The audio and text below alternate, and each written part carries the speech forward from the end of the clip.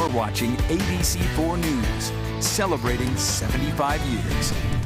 Starting soon, the U.S. says anyone entering the country from China will have to show a negative COVID-19 test. The new policy comes as China loosens its own COVID-19 restrictions after months of countrywide lockdowns. Washington correspondent Trevor Shirley explains it all. This new policy comes as U.S. officials say China is yet again not being honest or forthcoming about the current state of COVID-19 within its own borders. The U.S. says the new testing policy is aimed at stopping new variants from entering the United States. China is dealing with its own ongoing outbreak. Strict years-long lockdowns and quarantine measures mean far fewer of its citizens have been exposed to COVID already. That's fueling China's surge in cases as the country loosens its zero COVID policy after massive protests. Other countries, including Japan, India, and Italy, are also requiring negative tests from anybody traveling from China. U.S. officials say China is already not being transparent about its current surge in cases. That lack of transparency was part of the reason the U.S. decided on its new testing policy for travelers from China. World health officials are also monitoring China's outbreak, but say so far there's no indication of any new variants fueling their current surge. And for its part, Chinese officials say they're not keeping any secrets and are sharing new information with the world. In the meantime, that new U.S. testing policy goes into effect on January 5th. Reporting in Washington, I'm Trevor Shirley.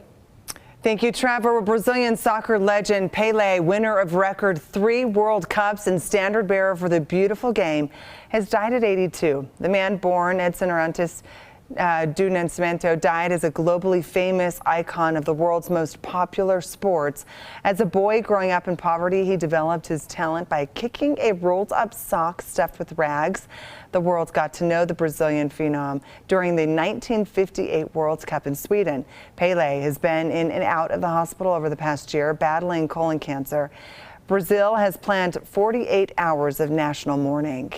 Time now for Utah's most accurate forecast with Thomas Keyboy. Weather rates certified 11 years in a row.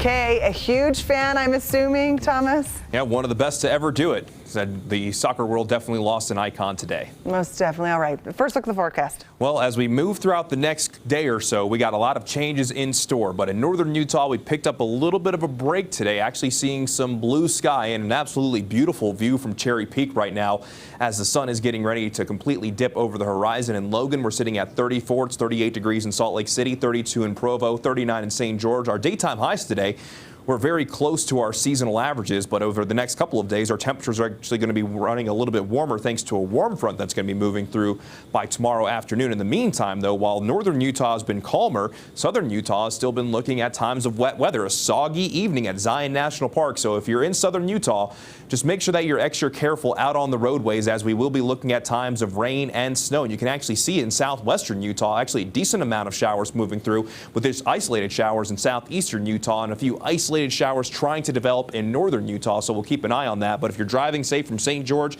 up towards Beaver near the I-15, I-70 interchange, just use caution out on the roadways. Now let's go ahead and begin the Futurecast, 7 o'clock this evening, and I think we're going to hold on to a decent chance for wet weather, mainly in southern Utah over the next few hours, with maybe just a stray shower in northern Utah. Things calm down during the overnight hours with the exception of southeastern Utah, but we do have a system that's going to be tapping into the atmospheric river in the Pacific that's going to be moving in by tomorrow morning in the form of a warm front. And 8 o'clock tomorrow morning along the I-15 corridor, we can be talking about mainly times of snow, including the Wasatch Front. So be careful for that early morning commute, but as that warm front moves through, the warmer air will start to surge in. So in the northern 2/3 of the state, we're likely going to see all snow transition over to valley rain and mountain snow. That snow line will continue to increase, possibly by the afternoon, to around 6,000, 6,500 feet. And the wet weather is going to persist because we have a couple of waves of energy that are going to be moving through. And I'll stop this at 3 o'clock in the morning on Saturday, where in central and southern Utah could get a little bit of a break, but still can't rule out the chance for wet weather. Then from Saturday into Sunday, we have another system that's going to be moving in from the west. That warm front will keep us with mainly valley rain and mountain snow, but going from Saturday into Sunday, when this system starts to move through, on the backside, the colder air will start to move in. Then that valley rain could transition back over to valley snow. So along the Wasatch Front, could start off as snow first thing tomorrow, then transitioning to valley rain and mountain snow, which will persist through Saturday, and then possibly back to snow snow on Sunday. But in our mountains, it's going to be exclusively snow, especially above 7,000 feet. Winter storm warnings will go into effect from the central mountains through the northern mountains starting tomorrow morning, lasting through 5 o'clock in the morning on Monday. This is going to be a prolonged event. Meanwhile, for the southern mountains, will begin Saturday afternoon and will continue through Sunday evening. 1 to 3 feet of additional snowfall expected in our northern and central mountains, with possibly over 4 feet of snow possible for the Cottonwoods. 5 to 12 inches for the Wasatch Back, isolated up to 2 feet like around Park City. 8 to 16 inches for the southern mountains, isolated up to 30. And high avalanche danger will persist in the Bear River Range and also for southwestern Wyoming. A winter weather advisory will begin tomorrow. Meanwhile, for Cache Valley and eastern Box Elder County, where the temperatures will stay cooler a little bit longer, a winter weather advisory will begin tomorrow morning and will last through Friday night, as we will be seeing times of accumulations there. It is going to be quite busy, but as I mentioned before, Friday mainly snow in the morning for the Wasatch Front, transitioning to valley rain and mountain snow on Saturday. Mainly valley rain and mountain snow expected, with that snow line approximately between 6,000 and 6,500 feet. Then with that colder air moving in on Sunday, we could see that valley rain transition back into snow. But for tomorrow, daytime highs a little bit above our seasonal averages, and just about everywhere we'll have a decent chance of picking up some wet weather.